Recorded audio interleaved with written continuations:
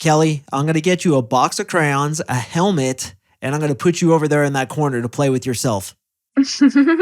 Welcome to the Unapologetic Man Podcast, the only podcast that's all about self-improvement, confidence, success, women, and being a man without making any apologies for it.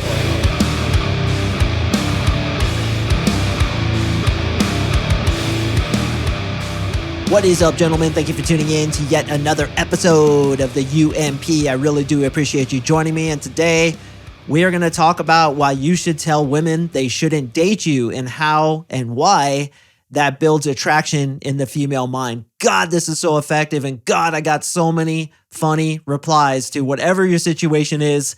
When you come into my program, we build these out specifically for you. But I'm going to give you guys some generalities that hopefully you can apply to yourself, that hopefully you can use some of your own creativity to come up with better renditions of these so that you can use them on girls. And I'm telling you, seduction is a very, very, very counterintuitive thing. But when you understand how female psychology works, when you understand what it is that gets attraction exactly, then you're able to come up with this stuff on your own and you're able to free flow, as it were, as I was doing last night. And I actually said that same thing to a girl about the helmet and the crayons. I don't remember where I heard it. I think I stole it from somebody, but I can't exactly remember. It might have been Mystery Method, to be honest with you. But I heard it somewhere, I'm pretty sure. Most of my stuff I create myself, but that one I think I heard somewhere. We need to get you a helmet and some crayons and put you in the corner so you can play by yourself. Good shit. And she laughed just like that. She's like, hee. And I was like, Jesus H. Christ on a popsicle stick. The shit that works on you girls.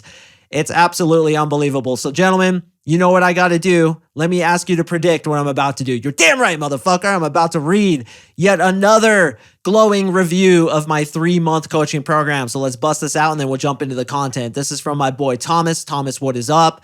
He says, Mark, thank you for answering your calling.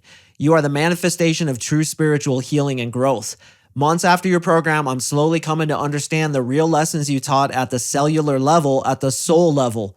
The peaceful warrior is back, nay, being retrained and transcended because we are champs and sheepdogs, the creators of our universe. Jesus Christ, Thomas, you really went hard in the paint on this one. He continues, your podcasts are fire, and I would love to work with you again in the future when I'm making something of myself.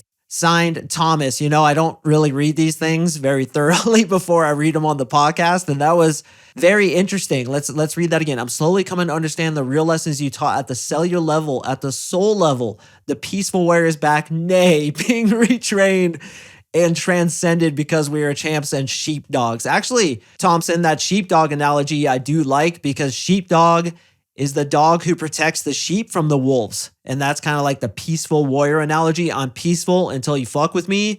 And if there's a wolf that comes to try to mess with my sheep, I'm tearing him a new asshole. And that's what a sheepdog is. So while that was a very deep, very multi-dimensional review, Thompson, I really do appreciate it. And gentlemen, if you want to come join us as well, anytime, man, we'll meet with you. See if we can bolt on a continuous stream of updating females into your life. We basically bolt on this system into your life so that we start getting females into your life, start getting dates, and you become the chooser rather than being chosen.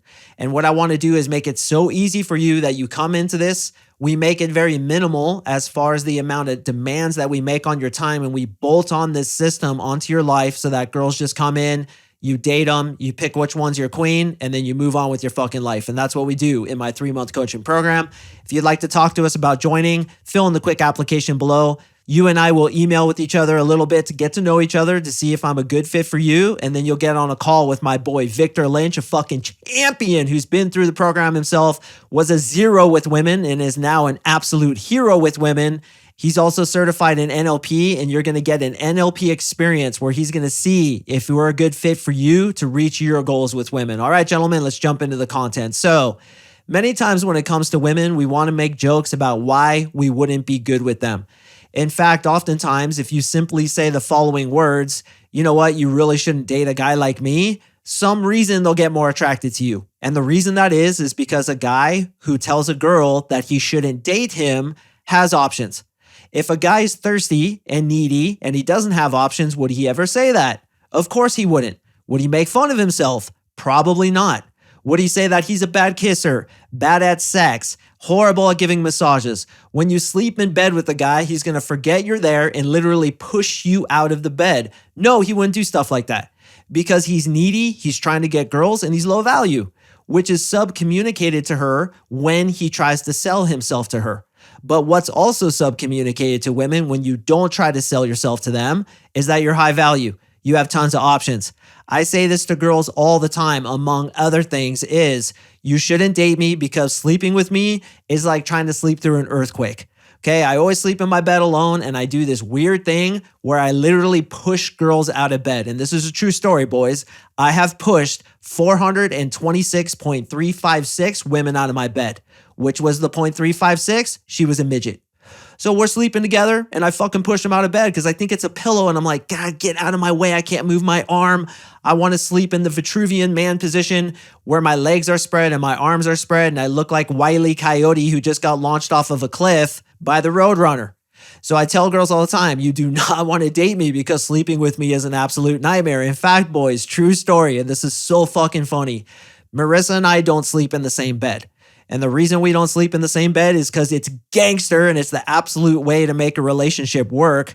She sleeps on the 3rd floor. I sleep on the basement. That's the way to do it. I should fucking release a program about that because it's so effective, where you don't smell her farts, where you don't see her taking a dump in the morning, where you don't have to look at her disgusting toothbrush and her tampons and all her bullshit. Have your own space. I cannot recommend it enough. But in the beginning, when we were dating, we would sleep in the same bed. And lo and behold, I would push her a lot of the times and she would have to be like, Mark, it's me. And I'd be like, oh, sorry. So one night, true fucking story, one night I look over and I'm looking at her head and it's really dark. And I'm like, what is that on my pillow? And I'm like, oh, it's a bucket of dates. I left a bucket of dates on my pillow. So I get up on my knees and I go to pick up what I thought was a bucket of dates, but it's her head. So she's like, oh, what are you doing? And I was like, oh shit. Sorry about that. She's like, dude, what were you doing? I was like, I thought your head was a bucket of dates. So I just was going to pick it up and like put it aside. And she's like, it's not a bucket of dates. It's my head. Okay. I'm in the bed with you. Please don't do this weird stuff anymore. And I was like, yeah, for sure. Go back to bed. So we go to sleep. Couple weeks goes by and then I wake up again. True fucking story. I wake up again and I look over there and I'm half asleep. So my mind's not really working right. And I look at her head on the pillow and I'm like, what the fuck is that? So I take my index finger and I poke at it because that's what you do when you see something on your pillow that you don't know what it is. So I fucking poke her in the eyeball, dude, right in the eyeball. And I just hear this, ow, what are you doing? And I was like, oh my God, I'm so sorry. I didn't know what your head was. So, I'm a human being. You just poke at shit. That's what we do. So dude, I poke her in the eye. And then this was the start of us having our own beds, and that has worked so effectively. So my point is, brothers, when I'm speaking to women, I'll talk about this stuff.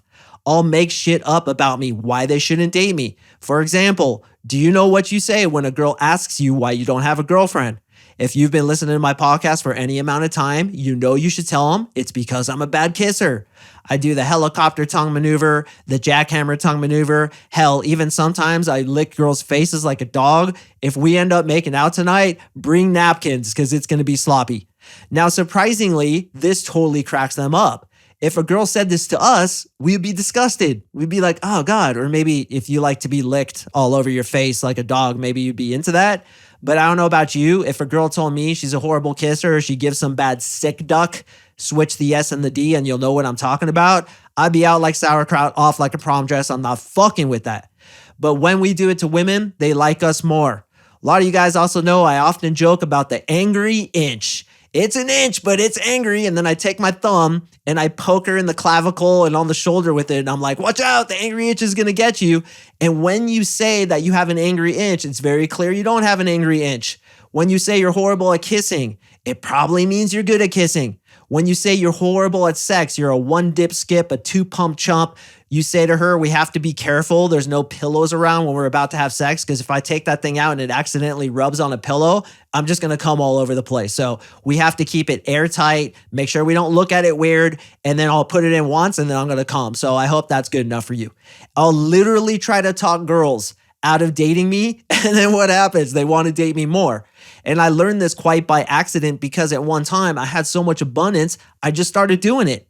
I'd just be like, how much can I fuck with this girl? How much can I tell her not to date me? I'm a horrible date. I'm a horrible person. I go to jail twice a week. Do you have a lot of money? Because I need you to bail me out of jail. And you're going to get really familiar with the jail bondsman because they know me on a first name basis. And then she's sitting there laughing, like the girl in the beginning of this episode. All right, so here's some things I want to apply to you guys generally. Now, if you get butthurt, if you hyperextend your butthole, and or you have a vagina in your pants, click away right now because I may offend some of you with these jokes that are coming up. And what I'm going to do, just so that you understand I'm making fun of myself just as much as I'm making fun of you guys, and yes, I'm going to talk about races, and I'm going to talk about different aspects and prejudices of different races that we're going to leverage. I'm going to talk about my own race. Okay, so this one time I dated a black girl and she was really fucking fine. But before I dated her, I approached her and she said, sorry, I don't deal with white guys. And I was like, that's probably the best move because a white guy, when you first hang out with him, he's probably going to give you a 20-minute speech about why you should invest in your 401k. And she started cracking up because what did I do? I made fun of myself. She said, I don't date this kind of guy. And then I said, yeah, you're smart to do that. And I gave her a reason as to why she shouldn't do it, which made her laugh. So by giving her the reason, you shouldn't date a white guy because he's going to make you invest in your 401k. When you dance with him, it's going to be the most embarrassing thing ever. If you ever lose your hat on the roof and he has to jump up to try to get it, the guy can only jump like 3 inches. Small dicks, horrible in bed, no rhythm, fucking sea basses, white guys. Never date guys like that. And it cracked her up. I realized, okay, when I do the opposite of what she thinks I'm going to do, it builds more attraction. So get this, boys. It was a hard no. She's like, I don't date white boys. And then what happened? That's right, gentlemen. The next morning, you know what she said to me? True fucking story. She's like, I like that white chocolate. True fucking story, man. The funniest shit ever. And I just laughed and she laughed. It's because I wasn't trying to sell myself. You do the opposite. You try to sell yourself as to why they shouldn't date you. Now, quick caveat as I'm thinking about this.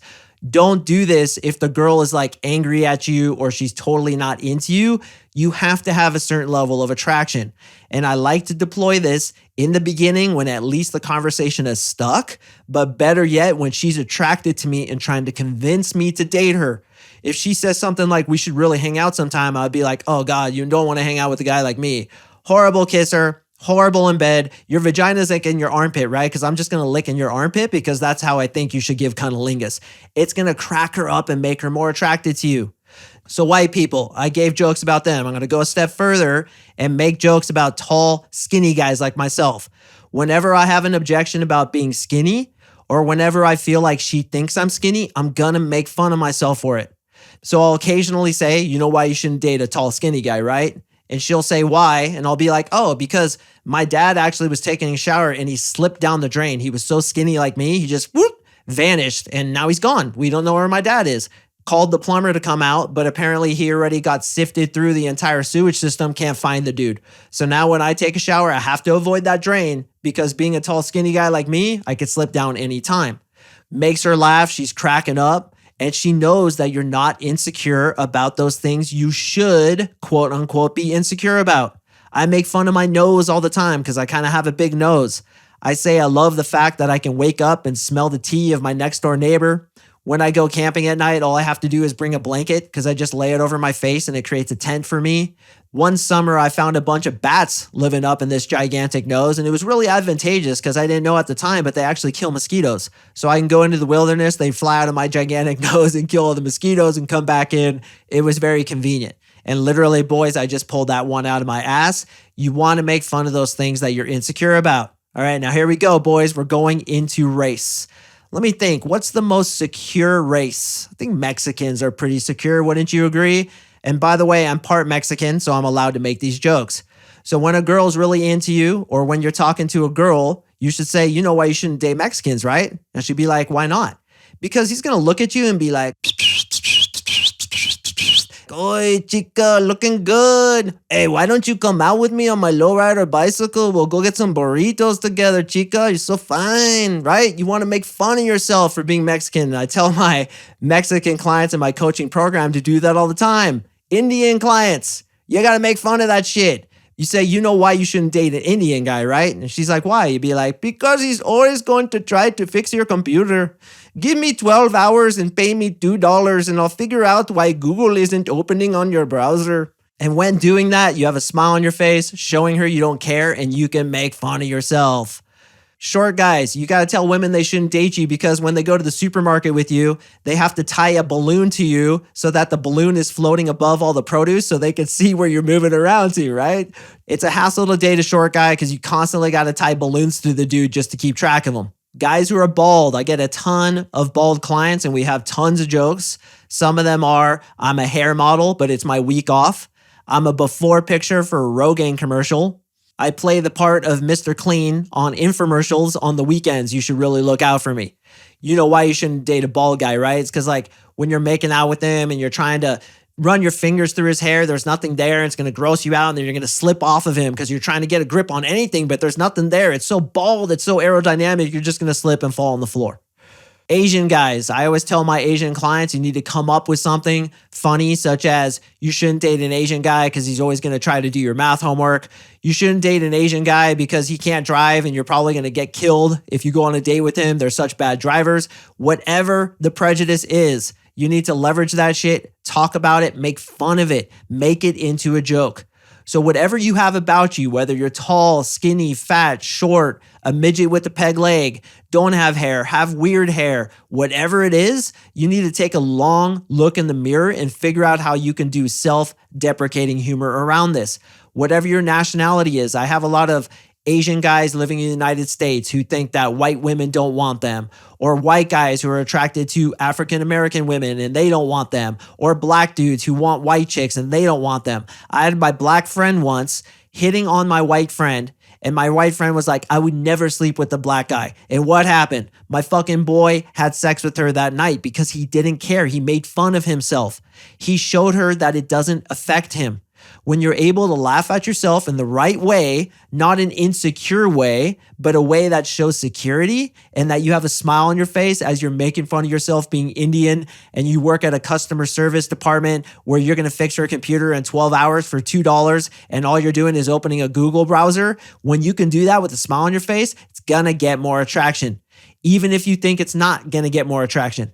So whatever it is that you have, make fun of it. Tell her why she shouldn't date you. Tons of reasons. In addition to this, if you have some sort of high value thing about you, that should be the reason she shouldn't date you. You know you shouldn't date a doctor because most doctors are about $400,000 in debt. So if you marry a doctor, you're just taking on his debt. It's like the worst thing you could ever do. Or you know you shouldn't date a lawyer, right? No, I didn't know that. Why not? Because he's always going to be arguing with you. That's what we're paid to do. We're paid to argue. So all he's going to do is argue with you, try to prove his point. He's constantly in litigation. You don't want to deal with a guy like that. You know why you shouldn't date a dating coach, right? It's because right now I am manipulating you using NLP and all my persuasive tactics on you. We definitely shouldn't talk, Kelly. And then she's going to fucking stand there with a look on her face that looks like she just had 16 orgasms in a row. It is insane. You'll tell girls, this is why I'm not good for you. This is why you shouldn't date me. And then watch the reaction.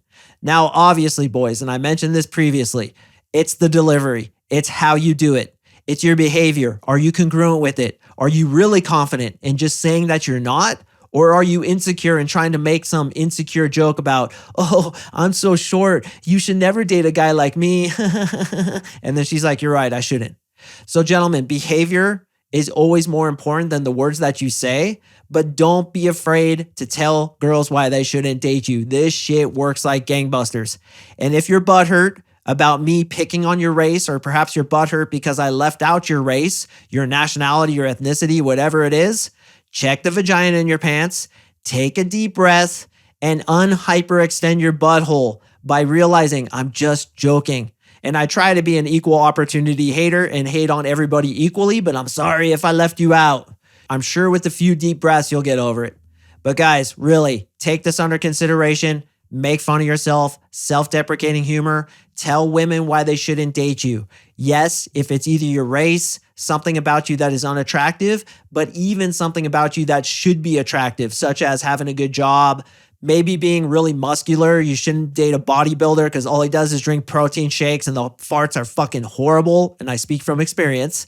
Whatever it is that you do, whatever it is that your ego has attached to, either in a good way or in a bad way, go into that willingly. Do self-deprecating humor, make fun of yourself, and show women that you are unaffected by it. Gentlemen, I do appreciate you listening. I draw a podcast on Mondays and Thursdays. Once again, if you want to get in the program with us and leave us some crazy review about spirituality and being the chosen one that when the bottle is rubbed, MarkSing the genie comes out to answer all your questions, just like Thomas's review, sign up with us, brother. Go to CoachMarkSing.com, click on coaching, press apply, fill in the quick application. You and I will email with each other a little bit, and then you're going to get on a free one-on-one breakthrough session with my wingman and partner, Victor Lynch, an absolute legend that I'd love for you to meet. He is a testament of what's possible with this program. The guy completely transformed.